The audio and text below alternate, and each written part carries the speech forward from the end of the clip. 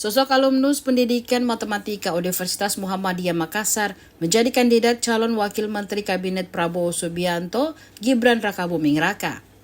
Dialah Zulfikar Ahmad Tawalla.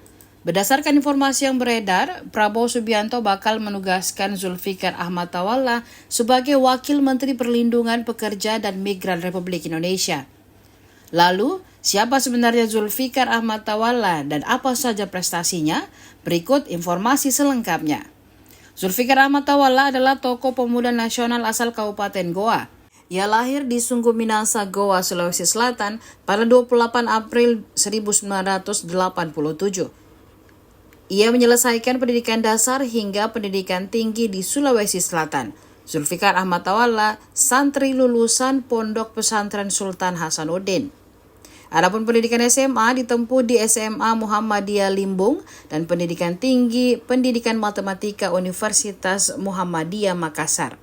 Sejak tahun 2003, Zulfikar Ahmad Tawalla menjabat sebagai Ketua Umum PP Muhammadiyah. Nama Zulfikar Ahmad Tawalla berpeluang masuk di Kabinet Prabowo Gibran. Pada Selasa, 15 Oktober 2024, Zulfikar Ahmad Tawalla datang menemui Prabowo Subianto. Ia datang memakai baju batik berwarna coklat. Meski sudah ada desas-desus, namun belum diketahui posisi pasti apa yang ditawarkan Prabowo kepada Zulfikar Ahmad Tawalla.